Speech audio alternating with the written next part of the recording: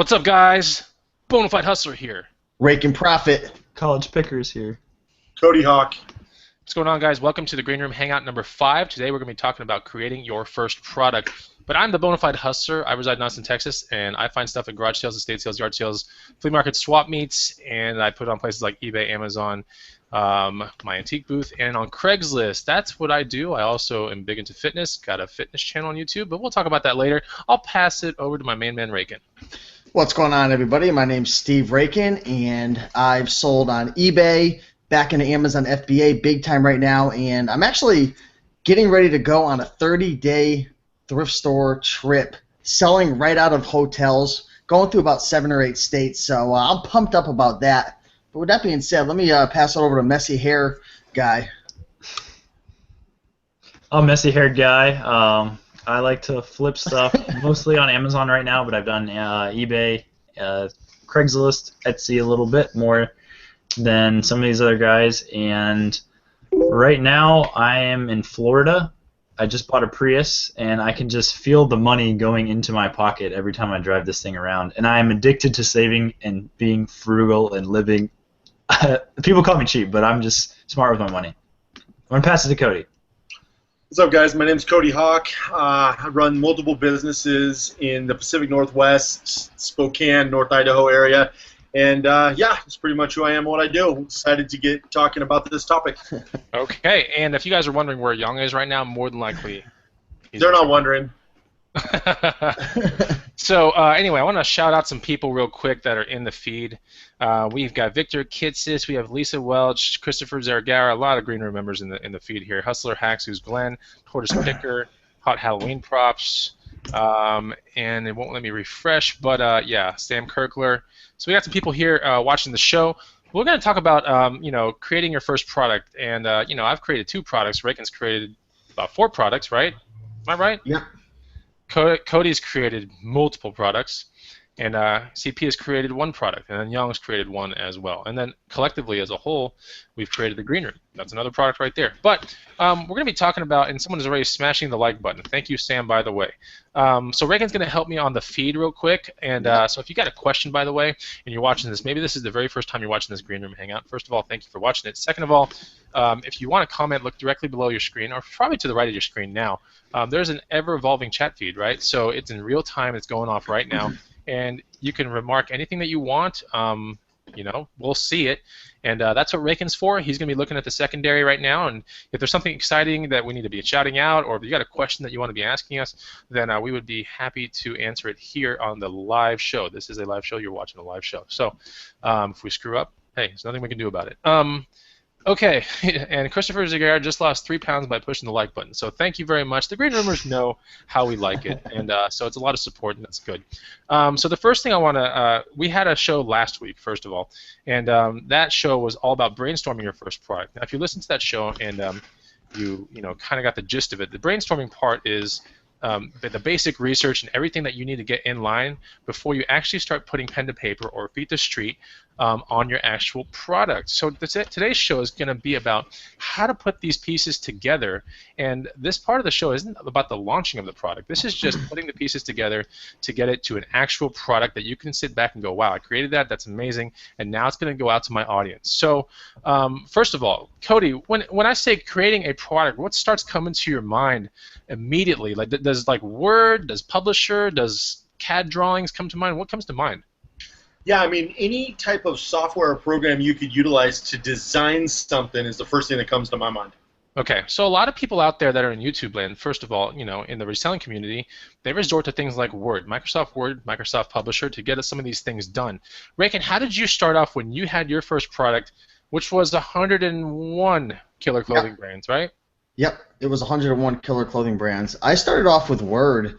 It was just a simple PDF, so I started with Word and really went from there, and then when that was all done, pretty much just converted it to a PDF. So very simple, and I think that's a good starting ground for people who are like trying to figure out where to go with their first product.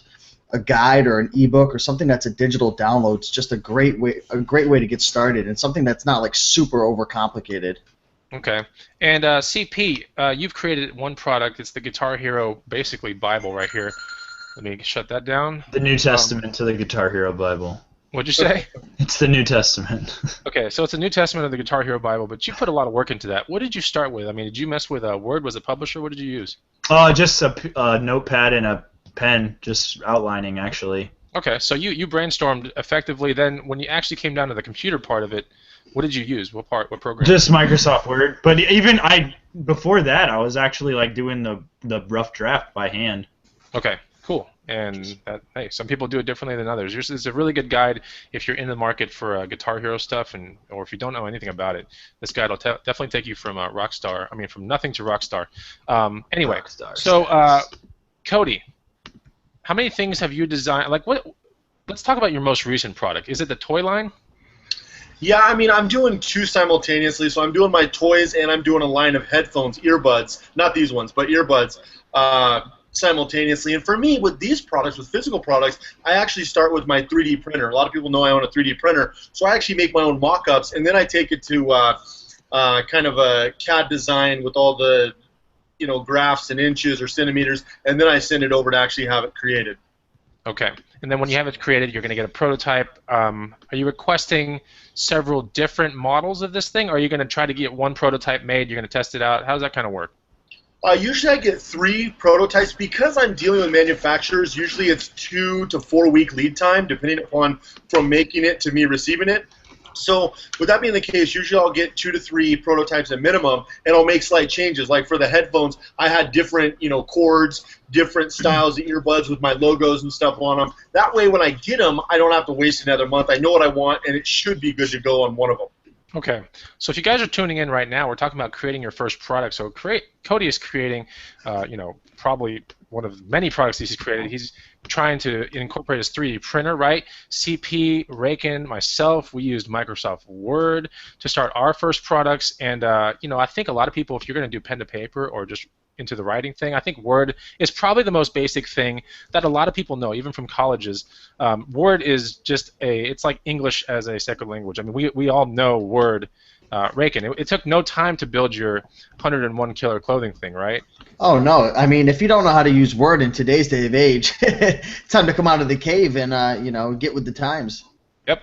And before we get to my next thing, Cody, what is the cheapest good 3D printer? There's quite a few. I wouldn't go with the cheapest because there's so many moving parts. On Amazon, though, there's quite a few different 3D printers to check out. The first thing I would ask yourself before I answer that is, what do you actually want to use it for? Because there's different ones for different applications. Okay, so that was from Tortoise Picker, straight from the feed right there. So, when it comes down to pen to paper or feet to street, don't worry about being super perfect, right? It's very important to start somewhere and just start and go. Try to get a chapter done, then 2 chapters. Cut out the time in your busy life to making, however many, chapters a week, or, if you're like Cody, then you have certain timelines that you got to get these CAD drawings done, or you want to start messing with the printer. You got to be accountable, and you got to have certain things. And that was where I failed with my first publication, was that I was just kind of just winging it, right? And it was only until I really wanted it to be done that it got done. And it was when I was internally frustrated is when I go, okay, I have to actually, go to the coffee shop for 8 straight nights and just knock this thing out. And I was close to being done, but it was just, I wasn't getting that steam, I wanted that steam and that push. So that's what I had to do. And I was always wanting it to be super perfect. The only problem is, very rarely does a product come out so perfect. I mean, Raken, did 101 ever have any flaws, Killer Clothing Brands? Like, after you launched it, let's say 3 months later, did you look back and go, oh my gosh, like, I missed that, or what's the deal? I mean, one of my biggest, I don't know if I say it's a regret, because it was a super successful book and it launched extremely well. The book did really well, 101 Killer Clothing Brands. But looking back, I wish I would have spent a lot more time and money investing in the actual, overall quality of the PDF. I mean, just as a real life example, if we were to compare 101 Killer Clothing Brands to Bikes to Bucks, right? There's a huge difference. I mean, you hired the graphic designer. It's visually appealing. It's easy to move through. So, I mean, looking back, just the overall, look of it, I'm thinking to myself, geez, I can't believe I put that out. But the information was so good that it didn't matter. But that's definitely one thing that, I look back and say, wow, I wish I would have done that differently. So that's like basically the learning curve. Cody, how many times have you had that kind of epiphany where you go, oh my gosh, like you learn through failures. And I'm not saying 101's a failure because it's not, but in today's day and age, I mean, Cody, do you look back at some of your products and you go, man, I mean, that was so like not as well done as I could have made it? Yeah, I mean, I do that on everything. Every one of my 270 YouTube videos, every one of my products, both digital and physical, I'm always trying to strive for better and better. And it's good to push yourself in that direction. And with the way technology is changing, you have so many options to continuously make things better. But the cool thing is, like with Steve's product, you can make it better. He did 101, then he did 102, and he could always tweak them, do other versions. So many opportunities. But I think about that on every product I create. And how is it about, like, my advice to the people out there is, like, don't aim to be super perfect, and you'll see why here in the next section, but don't ever be, I mean, try to get the point across, try to make it, you know, insanely chocked with value, but don't be a super crazy, hard-ass perfectionist. Cody, can you attest to that? What do you think about that?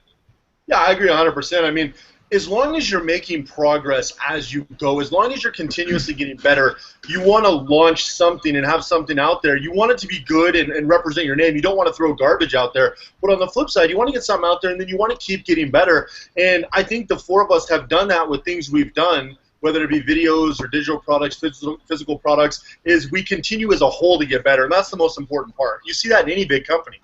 There's so many times I see people, and I've talked to hundreds of people who, you know, say they want to write their first Kindle book, or they want to create a video course or a guide, or they want to start a YouTube channel. And, you know, I touch base with them a month, 2 months down the line, and they don't have anything. And I ask them, well, what's going on? What's wrong? And they said, you know, I was trying to make this right. I couldn't figure out how to edit this, or I couldn't, you know, get the graphics looking just perfect. And the problem with that mindset is you never launch anything. I think the number one thing you need to ask yourself is, does this product add value to somebody's life? Does it make a difference? Does it help them? And that's the number one core thing you need to look at. If you pass that test, get that thing launched. Like Cody said, you want it to represent your name well. You want it to be something you can stand behind and be proud of. But, you know, don't get caught up in the little things. If you're shooting a video course, don't get caught up in every little tiny edit and every little thing to make it perfect. With a book, I mean, hire a good editor, but if, you know, there's a few spelling mistakes, just get it out there. You can improve it as time goes on. Yep. College Picker, looking back at your guide, which is basically the Bible of rock band and Guitar Hero stuff, do you look back at it and go, man, I missed that, or I didn't put that in, or, oh, that was a crucial piece of the puzzle, but it's missing? Like, you ever look back at that? Yeah, I think there's like 4 or 5 things that I wish I had put in there, but haven't gotten. I mean, there's really no point to put out like second edition. But side copy. There's just stupid little things I think that, for instance, an Xbox 360 Rock Band guitar that's wired still has a battery compartment on the back, which confuses people, because why would a wired controller need batteries? Is because they use the same, I think, plastic mold as the PS3 one, so it saved the Rock Band company money by doing that. But I actually didn't even know that at the time that I wrote the book, or I hadn't thought of it at the time. So stupid things like that I realized that I wish I would have been more comprehensive about. Now I kick myself in the butt about it. Yeah, and I definitely have those regrets as well. You know, honestly, after Bikes to Bucks got published and went out there, and I was real proud of it, I got a message from an expert bike person, right? And the message was, I wish like it had more of like super successful bike flips in there, and like your thought process going in your head to attain that money. And I thought, and I was like, dang, you know, I really made the book for beginner intermediates, and here comes an expert within 1 week of me launching the guide, actual bike mechanic. That's like my worst like fear, is that a bike mechanic picks up this guide and goes, it's missing all this bike mechanic type of stuff. But I'd like to chime in. I'd like to chime in with that. Sorry to cut you off, but I think it's important when you're creating your product to find your target customer. You can't please everybody. 101 Killer Clothing Brands was made for the beginner intermediate. It wasn't made for the advanced. And your bike guide too, you've got to choose an audience. If you go too broad, then you're not gonna pique anybody's interest. That's my opinion. And one thing I want to say real quick too is also making sure, because the big disconnect for people who make products, typically when someone makes a product, they're kind of an expert. So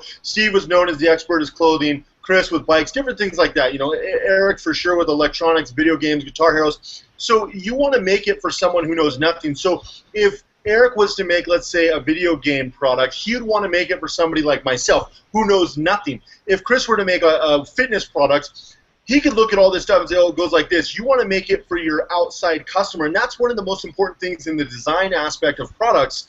Most products, you want to make sure that your customer understands it, not just you understand it. Yeah, and that was where I got lost a little bit, right? So the guy contacted me behind the scenes, and I refunded his money. I really did. I thought it was the right thing to do, but you know, it made me feel a tiny bit bad about it. And I was like, you know, that was my greatest fear. And within a week of launching it, I realized it. I was like, dang. I mean, but the bike guide, you know, to me, I look at it now and I'm like, wow, it could have used a couple more chapters. It could have used, and it's a great guide, but I look back and I do have a couple regrets, but it did get issued at about 90-95% done. So it's in a very good shape, and you'll see in the next section why it's in such good shape. But anyway, I do want to touch on if you are going to create something that's involving not the 3D printer, right? It's involving, let's say, Word or Publisher, and you're gonna it's a guide. Let's say it's something that's based and it has pictures, right? So if it's not just graphic, if it's not just text and it has actual pictures in it, okay? Pictures, maybe of finds that you found and you want to tell people what they can resell for or whatever. Make sure that you keep your actual pictures that you're using for your publication in a separate folder, okay?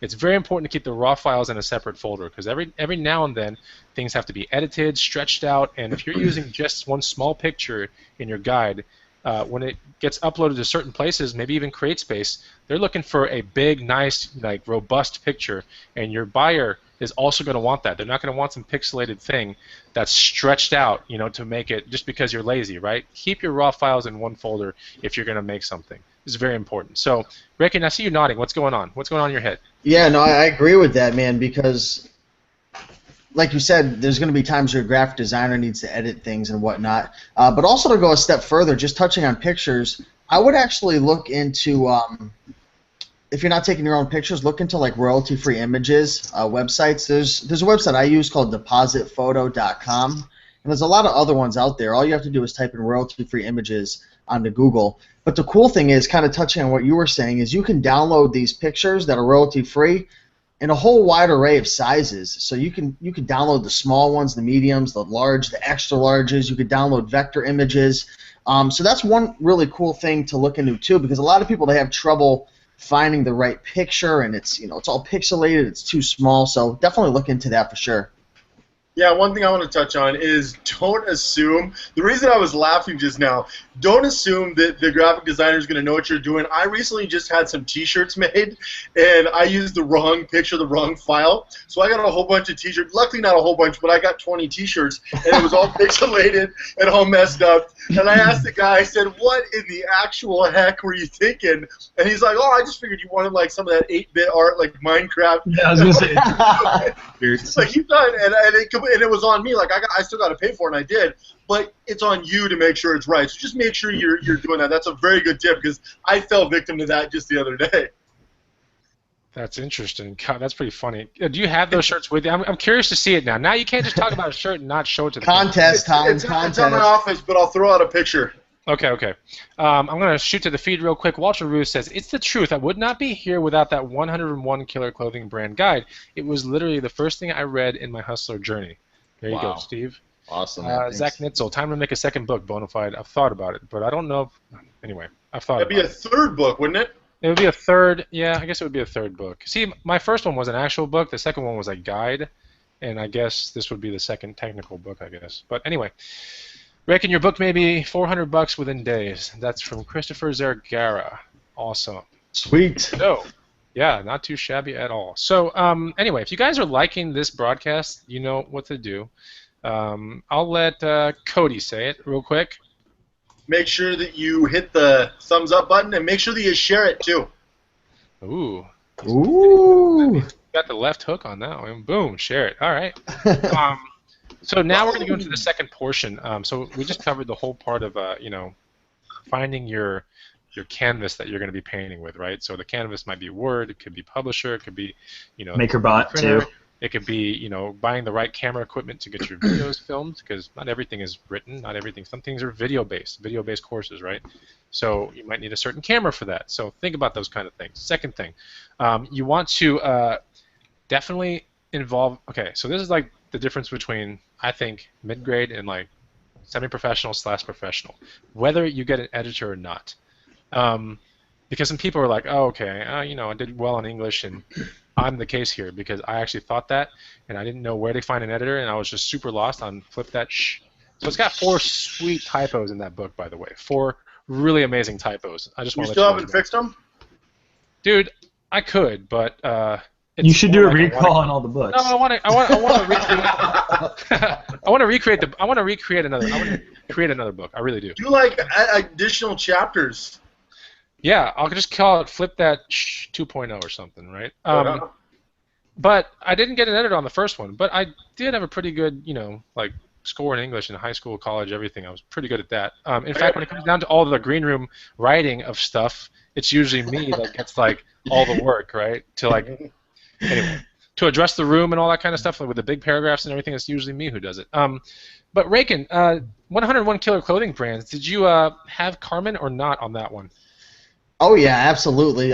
See, I'm the opposite of you. We were working the other day on some green room stuff behind the scenes, and I was making some of the most stupid errors ever, and you were fixing them all for me. So yeah, I had an editor for sure. It's not one of my strong points, and I think that's something that we all need to understand. Like, we all have strong points, right? With our writing, with our editing, with graphic design. I mean, you don't have to do it all yourself. In today's day and age, I mean, it's easier than ever to find an editor. So I was actually blessed to have a woman named Carmen approach me when I was, so before I put out my product, I was kind of, putting out little tidbits of the product and talking about doing it, and this woman reached out to me named Carmen. She says, I follow you on YouTube, I love all your videos, I'm an editor, I'm a full-time freelance editor, I'd love to help you out, and that's how I connected with her, and she's wonderful. She did 101, 102, Blazing Profits. I know she did your...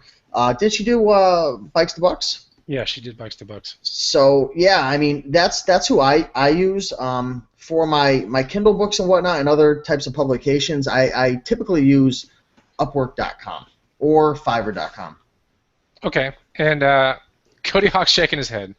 Okay, this is the Cody shaking head moment of the day. Cody, so when it comes down to editing and you launch your product, so how does editing look like when it comes to the 3D printing thing, or these earbuds, or these toys? Like, I mean, you visually edit them yourself? You look at it, and do you do all the work, or are you giving it to a professional, or what are you doing? No, I mean, I'm utilizing focus groups. And so the one thing with editing is you've got to do it outside. You can't have your eyeballs on it. And I said this in last week's show. Don't count on family and friends, because they're going to be, that boy, good to hear you're doing something.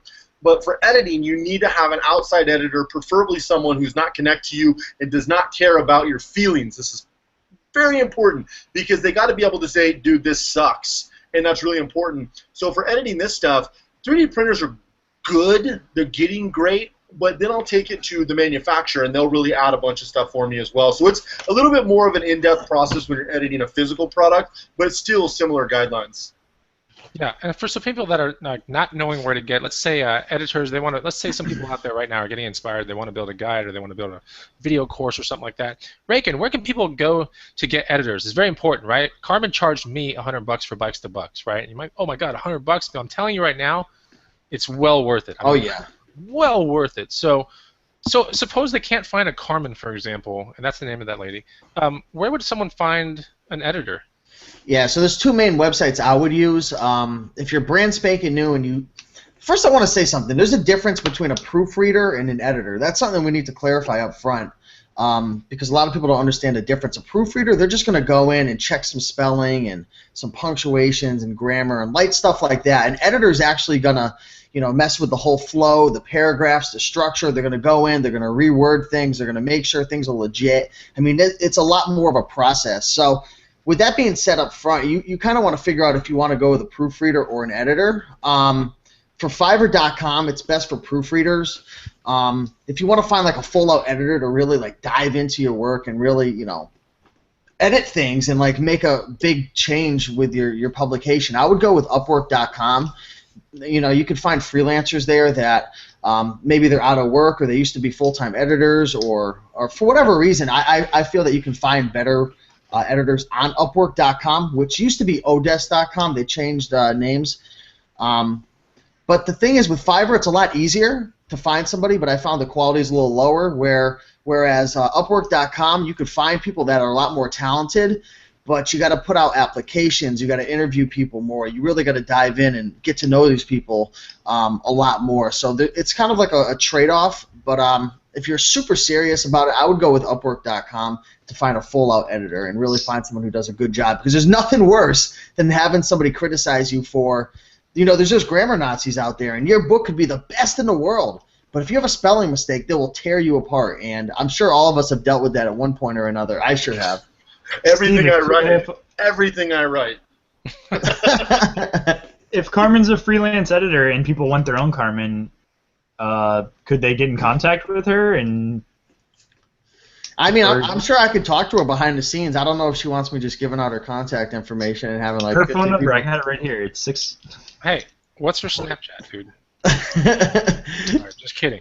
I'm sure she'd be willing to help other people and get more work. Yeah, no, I would definitely love to talk to her behind the scenes, and first come, first serve. I would throw it into the green room and have the green room members have access to her for sure. But I'd have to talk to her. So Carmen, if you're listening, drop a comment below. Let me know what you think. Put your phone number in the comments below. Okay, CP, I was going to ask you real quick. Who edited your thing? Did you give it to a friend or two before you launched it out? I think I sent it to a couple of my buddies that are in law school, constantly reading literature. They read so much that I was like, here, read this and let me know, and if they find any errors or anything. I think I sent it to like 3 or 4 guys. Okay, and do you now hearing what Cody had to say, for example, do you kind of like go, oh, that makes a whole lot of sense now? What? You give it to someone that knows you well and that might be. I mean, it wasn't more for content. It was just for like grammar and sentence structure. Okay. It was just like, hey, if you see any typos, let me know. I'm gonna release this regardless, so it doesn't matter. Okay. So Big Popper 01 said, Upward or Upwork? Upwork. Okay, so there you go, Big Popper 01. Hope everything's going fine and dandy with you. Big Popper. So Big Popper is one of our greenery members, and so is K. John Dugan, also known as Resale Rabbit. And Big Popper, I don't know where I saw this picture, but it was on my Facebook today. But Big Popper, he's called Big Popper because he pops this like kettle corn stuff, right? That's his like main business, I guess, or maybe it's his side business. But I saw a picture from John Dugan, who's a greenery member. It's an open box with a giant bag of popcorn inside. He said, "Thank you, Big Popper, for sending me this." Wow. So 2 people in the green room now. Someone's sending someone else popcorn. It's crazy, man.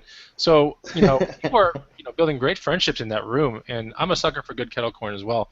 But I was looking at that box and I was like, that's got to be a great feeling, right? To see someone in the green room that's showing you their business, right? Because Big Popper makes videos here and there about his popping business, and now I see another green room member opening a box with his popcorn in it. I'm like, this is freaking crazy, man.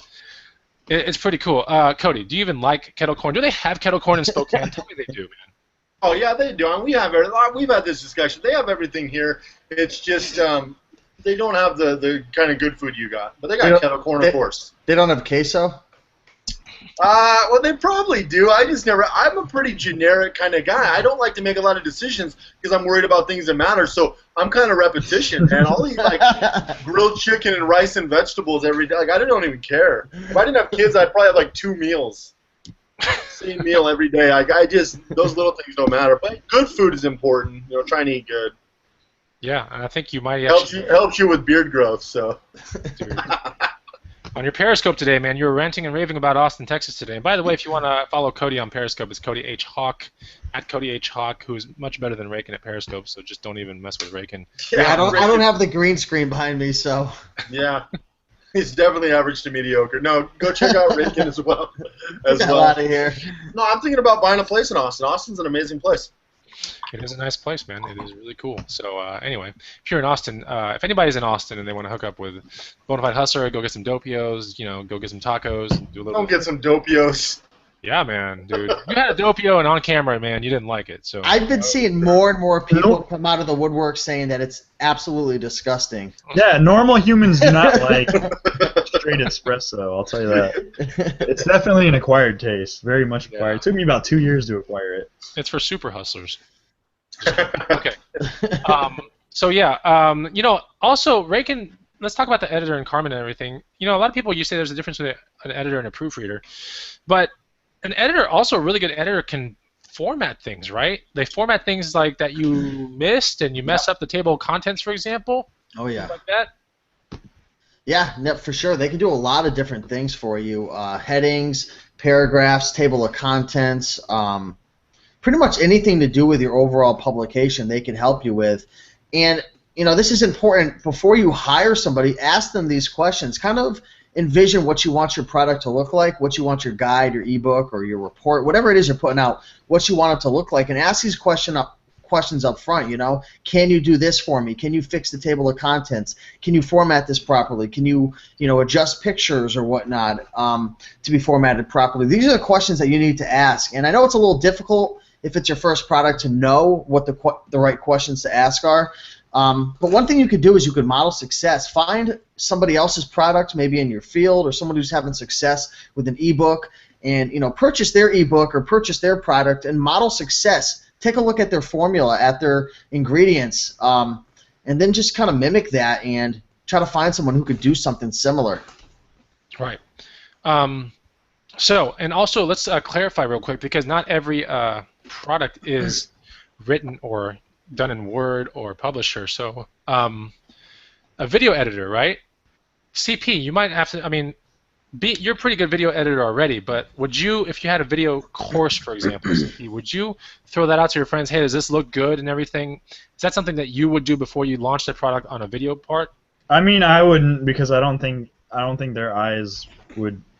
I don't know. I don't think I would, just because they have no idea about this kind of video content. But I might send it to a couple of my really close friends, just like, hey, do you understand what I'm trying to get at? Like, does it make sense? Is it easy to follow? More than like the actual edits. I would kind of hopefully trust myself with the edits, but. Okay. We have Cody Hawk on deck. Today, you on Periscope, you were talking about all your newest gear, right? You're not mysteriously buying this new gear for no reason. You're buying the new gear, or you have new gear, because you want the quality of your entire presentation to go up, right? Yeah, absolutely, big time. So that's another thing. When you're actually getting this video editor, think about it as an upgrade to, your actual production. It's one of those things. It's the final thing. Maybe it's transition based. Maybe it's like CP said. Someone's going to find something and go, hey, this doesn't really flow well. I'm not quite understanding what this means. So that's what it kind of. You have to basically think about the video editing part as well, if your product is going to be one of those kind of products. So we're about to have one of those things coming up soon, by the way, collectively as a group. So, but you'll see that soon. Reagan. Yes, sir. How many shots did it take to do the KDP intro video? Did you guys just knock it out one shot? You had to structure that thing out, and then Cody had to see it, then you had to see it, then you had to tweak it, right? Yeah, we kind of brainstormed out. I still remember doing this. I think we were on a Google Doc, and we were kind of brainstorming out what we wanted to communicate with the people who were going to be watching the video. So we pretty much brainstormed out a vision, and then we broke it up. So, for example, I would take this piece, and then Cody would take the next. So it was certain topics that we would hit on. It was six. Was it six of them? We each took 3 pieces. Yep. So we each took 3 pieces, and we shot them, and then I don't know if we had a second or third round. I think it was a little funky the first. I remember I gave you a little constructive criticism on one of yours, and I was like, man, where's the energy? Because you were just like, hey, I'm Cody Hawk. I think you just gotten sick. You were just getting over an illness. And the funny thing is, I watched it with my mother, and I said, does this sound like Cody Hawk? Because it seemed like you were, like, dead. But I had found out you had the flu or something. I'm like, man, you got to reshoot your parts. And I ended up having to fix some, too. I think there was a few things that I had to fix as well. But No, yours were dynamite. Mine were terrible. But yeah, I was trying to make you feel better. no, we did use yours. Yours came off like perfect, right like that. Mine were terrible. But the thing is, in my defense, when you're working with Steve Rakin, he's like, "Oh God, we got to get it done today." So I threw something out there. I sent it to him. I knew it was terrible, but I was like, "All right, we got to reshoot it." But I'm glad he said that. But yeah, no, it's a great way to be able. I mean, we're 3,000 miles apart, and we were able to put this stuff together, and even a really good course on top of that. So, yeah, I don't know what I was saying. Take it away, Steve. Man, we got to get it done today, man. Today's the day to make it happen. That's all I got to say. I'm sure. Anyways. Enough bantering, staff people. Okay, so that's the second thing. We wanted to talk to you guys about editing and getting, start thinking about editing your final product. So once your stuff is done and you're done touching it, throw it off to an editor if you can. And if you're like CP, then throw it to a friend that's very well versed in literature, maybe law-based, that can figure out all the stuff. But just make sure it flows. And if you're taking anything away from this, also before you even make your product, figure out what your, this isn't a brainstorming thing, but really figure out who your main customer is going to be. And try to address that, maybe beginner, intermediate, or maybe your product's just based on complete experts, right? Maybe it's a Final Cut Pro X, like how to do all this like super stuff that nobody knows how to do with hotkeys and double keyboards and mouse ball, track wheel things. It could be super crazy like that. But what I'm saying is, yeah, I mean, definitely get an editor. Now we go to the third portion. Let me look into the feed here. What are some ways to promote your product? That comes from Cody, and Cody is from Australia. That's going to be on our next show. So, but you'll see that. That'll be on our next show. Let me look into. We got someone down below. Yeah, we have a special guest. I was just about to say it. So we're getting our third little segment right here, and we have a special guest that just popped on, and you're unshaven, bro. Can you guys see me? Am I good? Yeah. All right, cool. I thought I told you to shave. Right now, I am beat. I am trying to catch up. I got a bunch of covers, logos, and I don't know what else I have going on with this graphic design stuff. So I'm a bit rugged, I would say. I think I see some have like some background. beach buzz and a little mustache. So yeah, getting a little crazy. So if people out there don't know who you are, why don't you do a quick introduction, quickly? All right, Glen from Hustler Hacks, and you can, I guess, see my channel on YouTube, Hustler Hacks, and I'm a graphic designer from El Paso, Texas, and I designed, I would say, probably a lot of the green room guides that we've been talking about earlier. Okay, so there you have it, and he's doing a lot of work for people's logos, people's channel art, all kinds of stuff, even thumbnails, right, Rakin? Yeah, man, he's doing it all, man. Anything you need done, he can do it. So he's even going to be doing my book soon, which is going to be a bestseller for sure. Oh yeah, I'm putting Glenn on the big map before he knows it. So yeah, that is our resident in-house graphic designer, and Glen has very affordable rates as well. So if you do want to check him out, first of all, in the green room, you know who he is. But second of all, if you're watching this and you're not in the green room, then you can still hit him up on the Hustler Hacks channel, and I'm pretty sure he's going to work you a pretty good. You have a lot of stuff that you've done for people. RB3 Show, Biohazard Picker, Come Up King. I've seen so many out there. Resale Rabbit, all of Rakin's crap. Hey man, watch your tone. Watch your tone. I'm just kidding. All the Rakin thumbnails with just Steve's face on them. I've done all of them. I was wondering if you could make a thumbnail with just Steve's face on it that just says, "Hello, I'm Steve." That's it. I'm just kidding. You know how many comments I've gotten recently like, dude, okay, we know your face already, stop. Hey man. It's a prominent part of the graphic, and I've noticed it, but it doesn't bother me. But some people get bothered about little things. I don't know. So we have our third segment here on Create Your First Product, and it happens to be graphic design, so no surprise to why Glen from Hustler Hacks on YouTube is here now for about 5-10 minutes.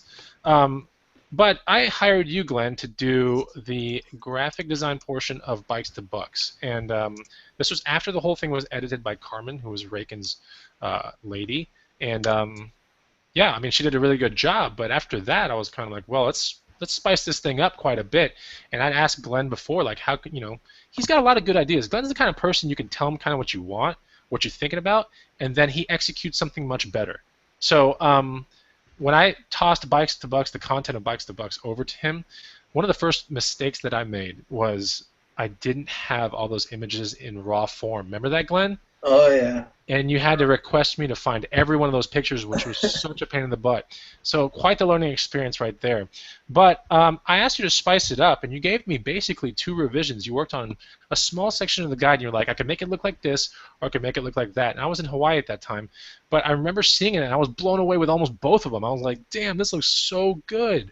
I can't even tell. I had to show my girlfriend, and she was like, I guess go with that one because I guess it looks better, but they were both amazing. So you chose not to go through the whole guide and knock it all out. You took a small portion of it, and then you shot me out almost like a prototype, right? Exactly. Yeah, I wanted to make sure you got to see it firsthand, what it would look like before, you know, we do a bunch of work on it, and then at the very end, or you know, we're just kind of like confused on it. But it's always good to be on the same page right from the beginning, so we can just, you know, execute it from there. Yeah, and that's one of those things. You know, someone like you takes a lot of that confusion out from the spicing up of the product. Cody, do dull products make an impact on life? I mean, Cody, don't products have to get kind of like that spice, that almost like a push? It's like a visual push. What do you think, Cody?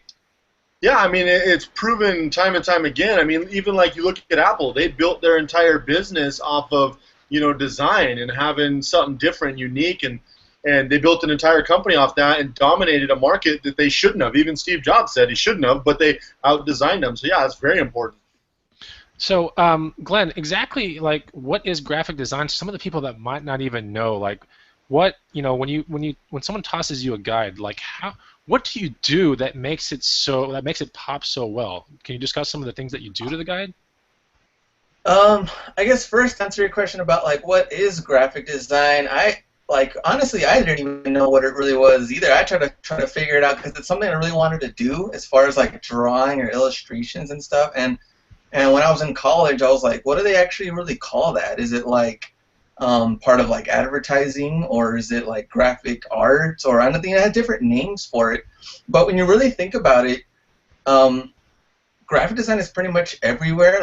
Like someone had to design the stop sign. If you're making a stop sign, someone designed, you know, the poster back there, the endless summer that's right behind you.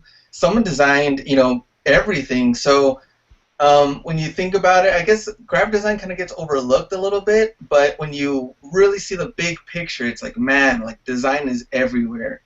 And when I had the project of doing the guide, I was just kind of breaking it down first as far as like you kind of gave me a little bit of like the chapters, a little bit of overview, what is it going to be about and what we're going to feature.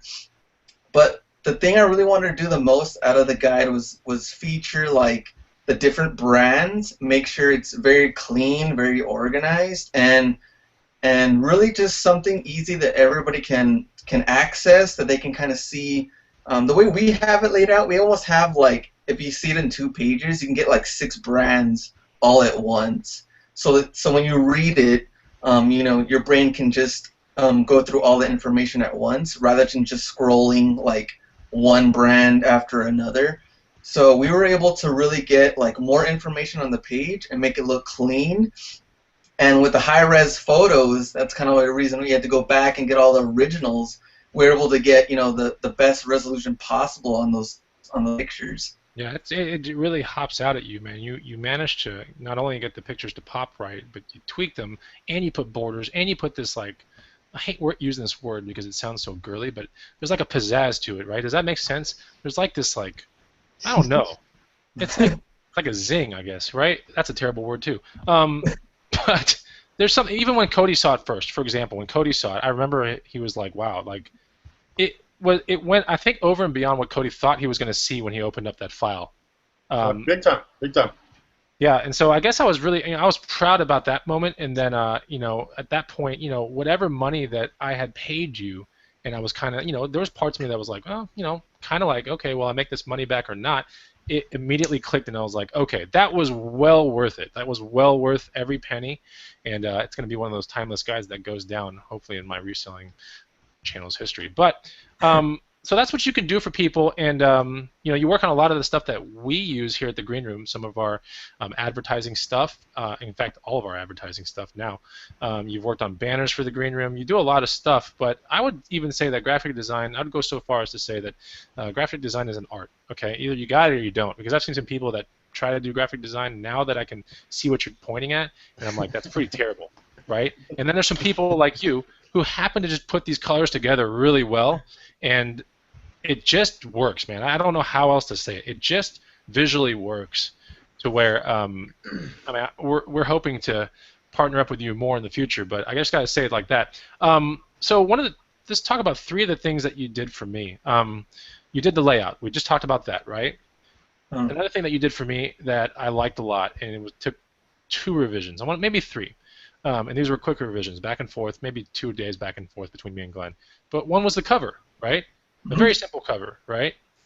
And covers are one of those things, we're going to start seeing more of those out there, and I think you might be helping Rakin with some of his covers for the Kindle stuff, yes or no? Yeah, I've created quite a bit for Steve, actually, on the Kindle. I was actually working on a cover. I talked to Steve earlier. You want to talk about, you were saying pizzazz? Steve was like, make that pop a little bit more. Literally like 8 hours ago. No, 4 hours ago.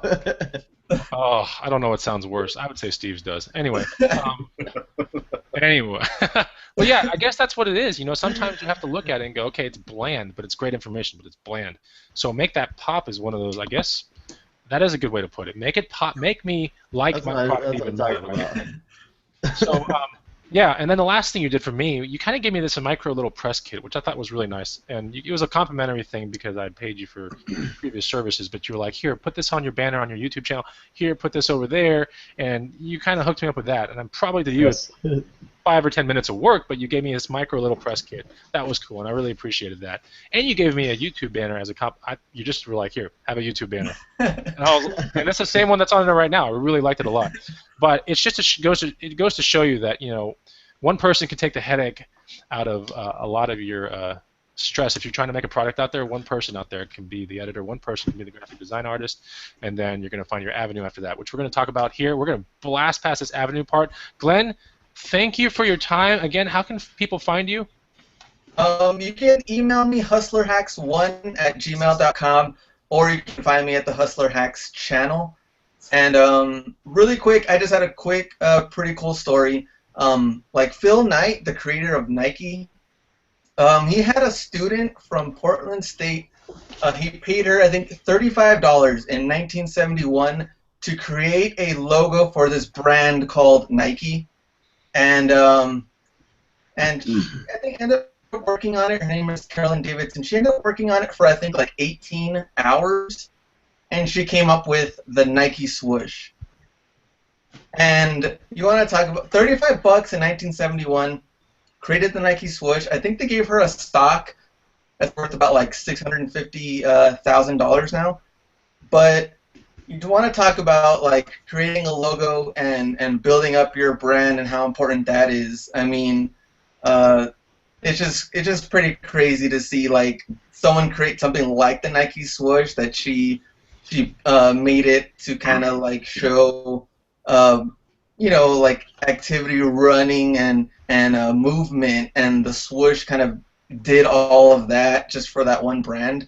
So later on, when Steve Rakin makes some kind of idea, invention, and I'm making that logo, you know, and he's a billionaire, and he'll hire me later on, you know, you guys will remember, oh yeah, I gotta create those cool logo that's gonna pop.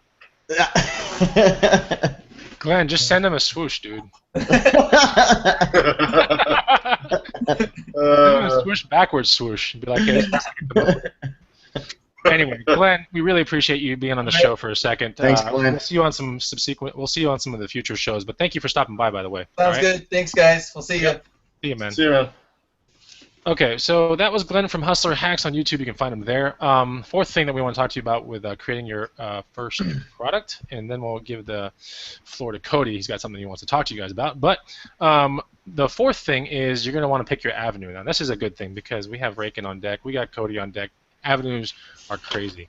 There's so many ways to put your product out there, right? Whether it's could be private label, it could be any of this other stuff. It could be CreateSpace, ACX, KDP, Gumroad. I mean, there's so many. There's Smashwords.com. So, Raykin, what helps you? Why did you pick Gumroad first of all for 101? Let's start there. Yeah, so the number one reason why I picked it, there's a few reasons, but the number one reason why I chose Gumroad was the processing.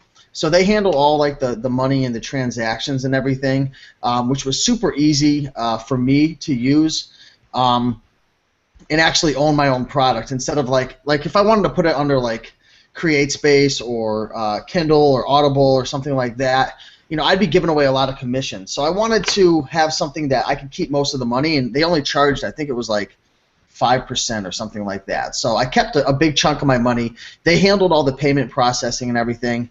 And also another reason why I use Gumroad is because I could create a free landing page with their service. So the landing page is when you click on the link, you actually go to the page where it shows all the sales copy and it gives you all the information on why you should buy the product. So that was huge. Because if I didn't have Gumroad, I'd have to create my own website, I'd have to use PayPal buttons, I'd have to do my own payment processing and all that. So that's the number one reason, just the ease of it all. Yep, and then I think CP also used Gumroad as well, right? Didn't you put the Guitar Hero Bible thing on? Yeah, because Steve would talk how awesome it was. So I just was like, okay, we'll do that, and it was easy. Yeah, that's where Bikes to Bucks is too. I don't really know how Gumroad does returns though. I have one guy, the first return ever. I just got an email. Knock on wood, this will be the only one. They fight it for you. They don't just give the money back easily. Well, the guy emailed me. He said he didn't like the manual, and I was like, what? It's too much information. You gave him too much, dude. You overloaded his brain, and his head started smoking. It's kind of depressing, actually. It happens. You can have the best product in the world, and there's going to be somebody who absolutely hates it. It's impossible to have everybody love your product. It's impossible. Yeah, I can honestly say so Flip That went on 3 different avenues. It went on, maybe it was 2. Okay, no, it went on 3. So the first one was Smashwords.com, which was it gets a dedicated page, but the picture's real small, right? It went on also CreateSpace, which basically was Amazon and Kindle. And then it went on Amazon, and it's there in physical form, so you get a physical form of the book. And that was a small picture, the star rating thing, ranking, and all that kind of stuff. Then it was on Kindle Market as well, because that kind of goes in with the whole thing, right? It's a couple mouse clicks, and it's on Kindle as well. And I think, if I'm not right, it was formatted for Kindle even better than it was formatted for CreateSpace, like straight up. Anyway, so that went there. So I have 3 different distribution channels for Flip That, and I thought that was just wonderful. So if someone wanted the download immediately, they would go to Smashwords.com, which their rating system is just totally inferior to Amazon. So every site, what I'm trying to get to is every avenue's kind of got its pros and cons, okay? And to say that there's just one avenue you got to mess with, I mean, you got to go with the one that suits your product the best, the one that's easiest for your customers to purchase the product. I mean, get it. We live in a world of now. Cody, I mean, do people want to wait anymore for anything these days? No, and that's why Amazon, the largest e-commerce site in the world, 2-day free shipping. But now they're getting all crazy. I'll actually be in Seattle this weekend doing a tour. There in Seattle, you can get stuff same day. And in a lot of other places, they're trying to do the same day. So not just digital products, but they're trying to get to where you can get physical products same day. Like, people don't want to wait for nothing. Yeah, no, I hear you, man. So, yeah, I mean, convenience is one of those big things that we live in today. People want things fast and now. They want to consume their stuff now. And it's almost an expectation that maybe 2 days is now considered long shipping if you think about it, right? That might be the longest you ever want to wait for something is 2 days, right? When I look at 2 days, I'm like, okay, I guess I'll see it in 2 days, right? But I would much rather have it now. But Amazon does 2-hour shipping in Miami. Oh, wow, that's incredible. See? So, yeah, a lot of places like that, Seattle and... Whoever can master that on a grand scale is going to be the winner. I don't know if it's going to be Jet or Amazon or what, but anyway. So, going back to Raykin's point, Gumroad's kind of cool because it's a digital-based product site, so you can put anything digital that you want. It can be videos, it can be guide. It can be PDFs. It can be anything. Yeah. And it has basically the credit card transaction tool right there. I want to say they partnered up with PayPal as well.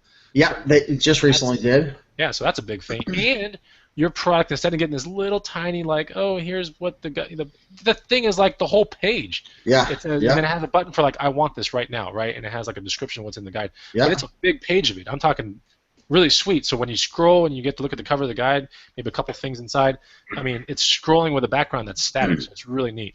But that is one of the biggest things about Gumroad that I like. And they also take basically nothing.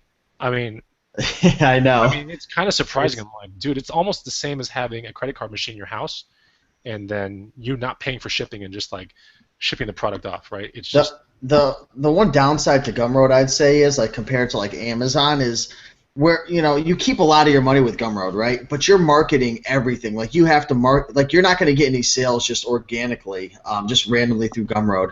Whereas like with Amazon, you have access to a marketplace of millions and millions of people, and you can actually get some organic sales. Same thing with like Udemy.com. Some people would say, I'll just create a video course on my own site. Well, that's great, but you know how to market your course. Whereas on Udemy, I mean, you're giving away 50% of your profits, but if you rank well, you could get some organic sales. So, I mean, I think that's the one downside to Gumroad. And a few months back when they didn't have PayPal, that was definitely a big downside too, because a lot of people, especially in the reselling community, only want to pay with PayPal. So everything has its ups and downs. It's just a matter of weighing it out and what works best for you. So if you have a video-based course, Steve, let's say it's a course 10 videos, like, and someone wants to teach you, thrift store basics in 10 videos, like, where would you think someone like that would go? Let's say they don't have a really big YouTube following or anything, but they have a crazy amount of knowledge on this.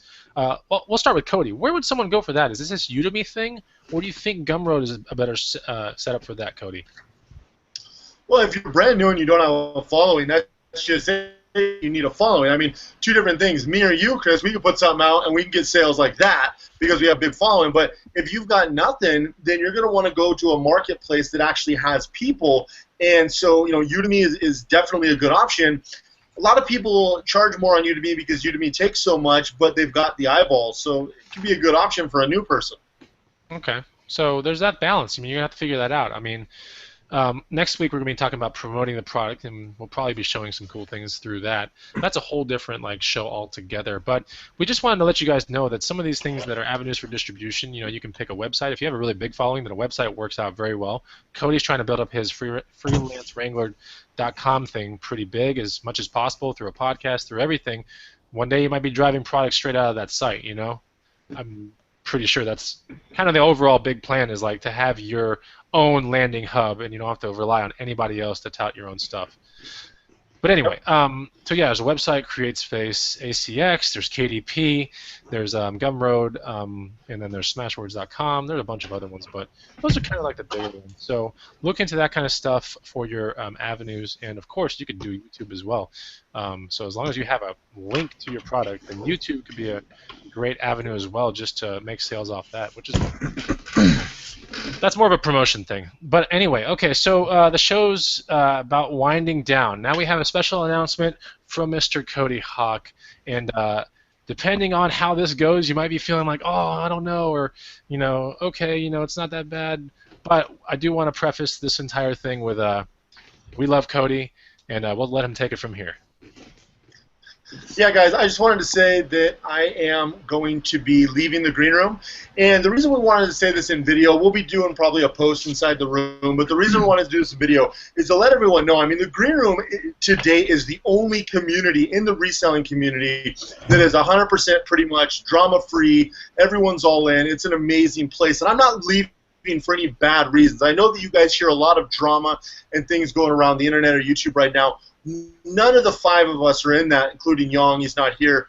But it's because of the where my business has taken me. A lot of you guys know I'm not a reseller. I haven't been for a while now. I used to be, and I love it. But it's not something I do, and it's not something I'm going to do. And I will always be there for the green room, for the people who have questions or need anything. I'll still be in the group. I just won't be an admin. I won't be on the banner. It'll be these four, and wherever they decide to go from there. But I want to let you guys know, just my career and my business is taking me to another place, and they're better off, and you guys are better off. I mean, I can't provide the value I need to be, and there needs to be somebody in the seat who can provide that value to you guys while I'm doing something totally different. So, like I said, I'll always be there for the green room. Any private label, wholesale questions you have, you can still reach out to me. No different than before. I just am no longer going to be an admin because I think these four need to move in a different direction, and I'm going in a different direction. So that's just what's going on. But there's absolutely no bad blood. I still plan, obviously me and Steve still have a business together. I still plan on, being friends with these guys and being around the community. I'm just not part of the reselling community, and I don't feel right to be in this group. So. Okay, so that's all I got to say, man. That's the big news right there, and yeah. So like I said, there's no hard feelings. We talked to Cody yesterday about the whole thing, and we were cool. We were all cool. I think real people present things without crazy emotions, and we roundtabled the whole thing, and we were nice. We were all real nice about it. We were all gentlemen about it, because quite honestly, when he joined on, we were gentlemen about that as well, right in that very moment. So when one of us exits, it's no hard feelings. And Cody's business is really taking him into a different direction. We want to see Cody grow. We really do. We want to see Cody grow to his fullest potential, and if and the green room might become something other than reselling one day, but as of right now, there's a lot of reselling stuff going in there. There's a lot of stuff that's reselling that's in there. So we aren't super surprised, but we also want Cody to be super happy, and we want to see him grow. And I know his channel is going to do very well, and I still follow him on Periscope. I mean, Cody is never going to go away, right? Cody was here. We met him in person. He was a cool guy, and I'm pretty sure you're going to see me and Cody on some Austin video one day, doing something random. Maybe it might be South by Southwest, but he's going into that completely different realm, and it's one of those interesting projects that even includes starting a new YouTube channel, right, Cody?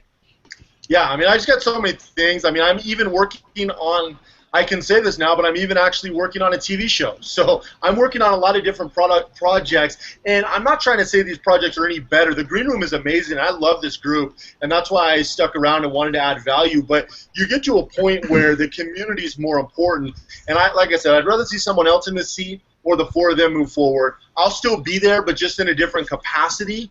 I just won't be one of the admins, but I'll still be around, and I'll still obviously do anything I can for the Green Room, no different than today moving forward. Okay. And parting words, Steve, and we'll put Eric on the spot, like really uncomfortable Eric, and then... I'm very comfortable. I'm like you're on a bed. Dude, you're laying down like something... I'm so comfortable, I'm laying down. Am I watching Frozen when you start speaking? Is this Frozen right now? I look at a bed behind you. You got a bed with squiggly things. Is this your bed?